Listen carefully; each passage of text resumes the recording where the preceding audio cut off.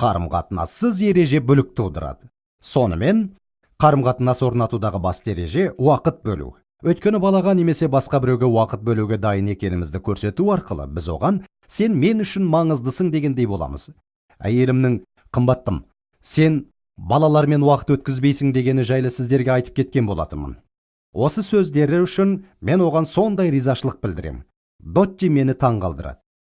Дотти мені сүйгендей ерін сүйетін әйелді ешқашан білмеппін. Менің осындай отбасым боларын ешқашан білген емеспін. Менің 4 балам бар. Олар мен үшін жанын қиюға дайын. Мен де олар үшін жанымды қиюға дайынмын. Мен де осындай отбасы болатыны түсіме де кірмеген. Өйткені бұрын ондай отбасын көрмегем. Менің бала кезімде бұндай атымен болмаған.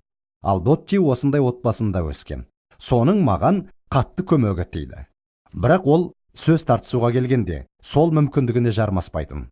Мен оңайлықпен жеңіле салатын адам емеспін. Тіпті менікі дұрыс болмаса да, әйтеуір бір жақсы даусыз дәлел тауып кететімін.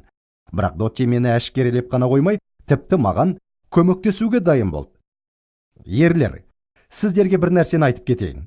Жігіттер, сіздер үйленетін болсаңыздар, не үйленген болсаңыздар, онда жалғыз әрекет етпеңіз. Жалғыз сіздің қолыңыздан келмей.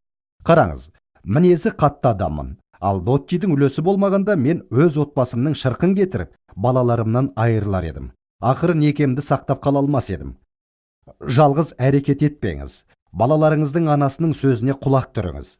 Дотти үнемі, қымбаттым, Келлиге уақыт бөлуің керек. Қымбаттым, сен бүгін Шонмен тіпті сөйлескен жоқсың деп, менің есіме салып отыратын. Көрдіңіз бе, мен оның көмегіне мұқтаж болмағанша, әйелім осы мәселеде мені сүйемелдеп отырды. Бұл менің өмірімнің бір бөлігін айналды. Дегенмен бастапқыда жұмысыңды қоя тұр. Хизерге уақыт бөл, Кэтиге уақыт бөл, Келлимен сөйлес. Шонмен бір жерге барып қайт деп менің құлағыма сыбырлап отыратын біреу қажет болды.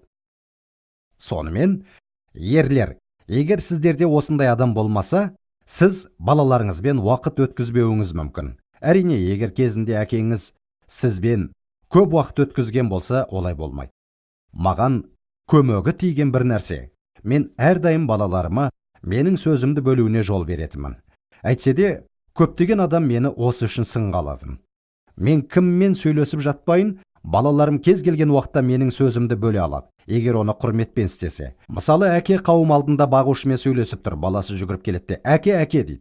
Әдетте аналар 2-ші деңгейін көңіл бөлсе, ал әкелер 5-ші реттен кейін көңіл бөледі. Әдетте үнемі былай жауап береді. Қараңыз, әке әлемдегі ең ақымақтық нәрсені айтады. Әкенің не айтатынын тыңдаңыз. Менің бағушымен сөйлесіп жатқанымды көрмей тұрсың ба? Сонда баланың көзі соқыр, не миы жоқ па? Әрине, ол әкесінің сөйлесіп жатқанын көріп те естіп те тұр. Ешқашанда балаға солай айтпаңыз. Көбінесе әкесі былай жауап береді. Сен көріп тұрған жоқсың ба? Мен бағушымен сөйлесіп жатырмын. Мен аяқтағанша анда барып тыныш отыр. Содан соң сөйлесеміз. Қойыңыз, бала бұндайды түсінбейді. Олар бұны оңды қабылдай алмайды. Сонымен менің не істегенімді білесіздер ме? Мен кіммен сөйлесіп жатпасам да, сендер әрдайым келіп менің сөзімді бөле аласыңдар деп үйреттім. Осындай жағдайларда мен былай дейтімін. Бағушы, ғафу етіңіз, менің қызыма әкесінің көңілі қажет болып тұр. Бір сәт күте тұрсаңыз. Иә, күнім, не болып қалды? Иә, әрине. Ал енді анаңа бар да осыны айт, жарай ма? Сонымен бағушы, біз қай жерде тоқтап едік? Міне осы. Бұның несі қиын? Біз ересек адамдарымыз. Ересектердің басым көпшілігінің сезімдік кемелдігі балаларға қараған әлдеқайда жетілген. Осының арқасында бала қандай түсінікке ие болады? Бағушы, елбасы, елші, патша, не кім болмасын, мен әкем үшін бәрінен де маңыздымын. Білесіз бе, балаларға олардың маңыздылығын қалай көрсете аламыз? Олардың үнемі біздің сөзімізді бөле алатын арқылы. Және осы расында нәтиже береді.